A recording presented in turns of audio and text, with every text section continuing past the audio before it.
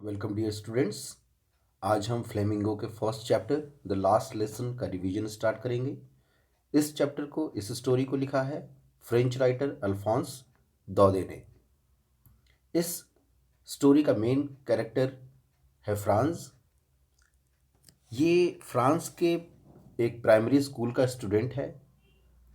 इसे पढ़ाई लिखाई में ज़्यादा इंटरेस्ट नहीं है।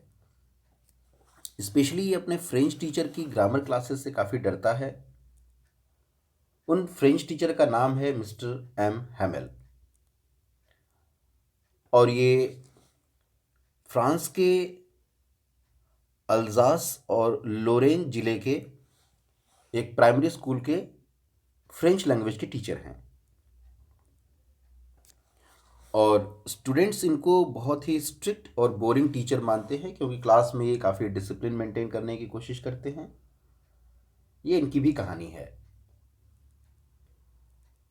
एक दिन फ्रांस को पार्टिसिपल्स का होमवर्क तैयार करके स्कूल आना था, मगर वो तैयार नहीं था। इसलिए उसने प्लान किया कि मैं स्कूल नहीं जाऊंगा। वो मार्केट में घूमेगा, नेचर को एंजॉय करेगा, खेलेगा और मार्केट में प्रशियन सोल्जर्स की परेड भी दिखेगा। वहीं पर मार्केट में सिटी सेंटर में उसने देखा कि एक बुलेटिन बोर्ड है, नोटिस बोर्ड है, जहाँ पर कि ढेर सारे आदमी इकट्ठे हैं। क्राउडेड मार्केट प्लेस हो गया है ये। तो उसने सोचा कि इस पर क्या लिखा है। वो समझ नहीं पाया, क्योंकि छोटा बच्चा था, देख नहीं पाया।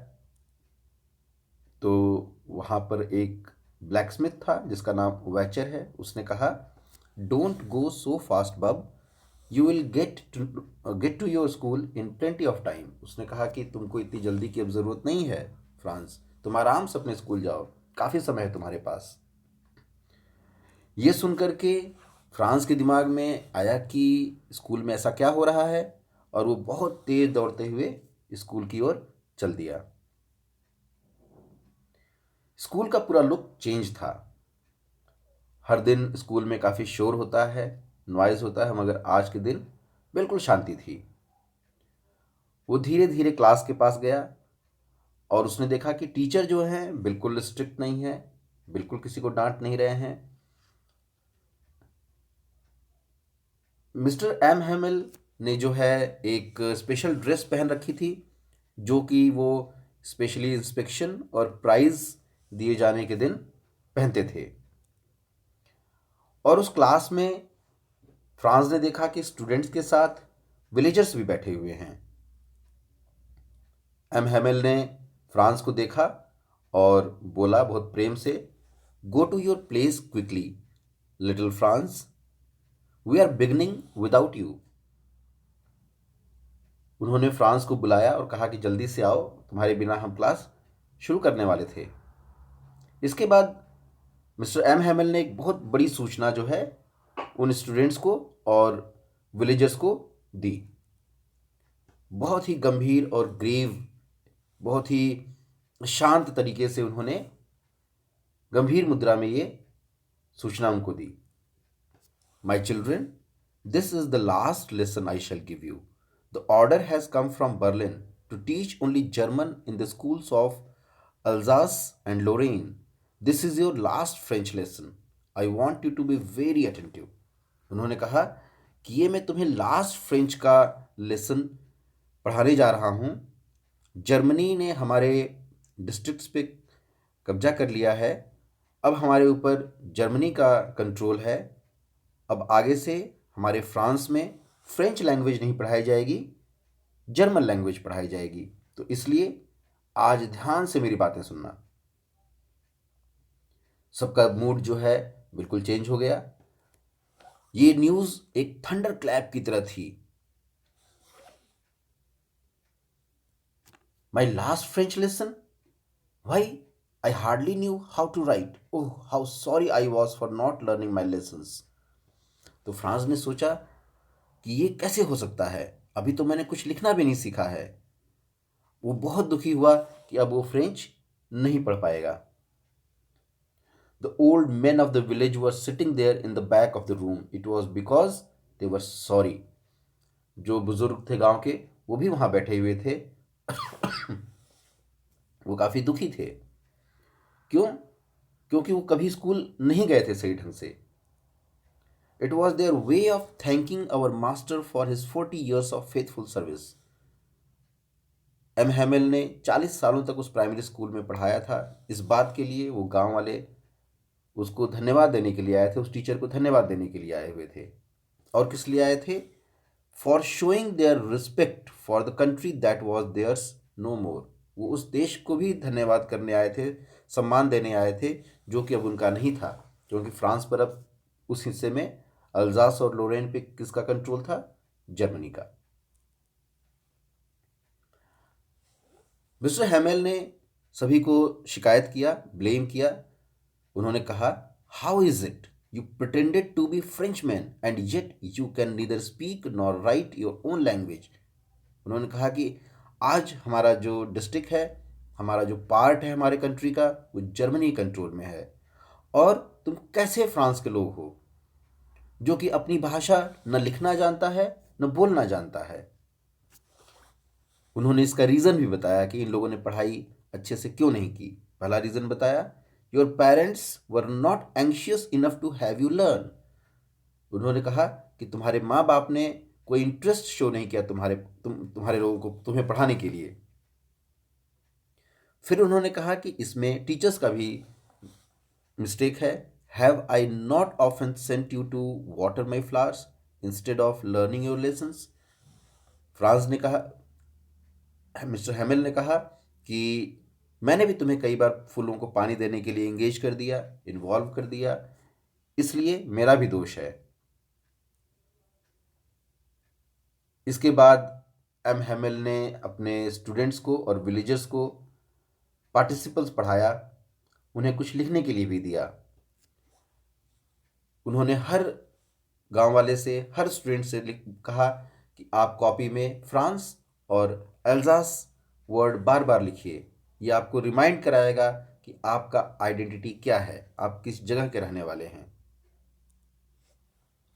How well I understood it, all he said seemed so easy I think too that I had never listened so carefully.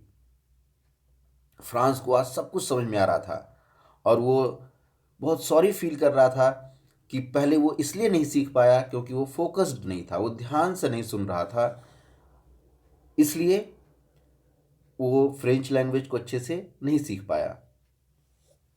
फिर उसके दिमाग में एक और बात आई, बहुत वंडरफुल बात उसके दिमाग में आई। Will they make them sing in German even the pigeons. कि क्या ये जर्मन लोग कबूतरों को भी जर्मन सिखा देंगे? जो कि पॉसिबल नहीं है।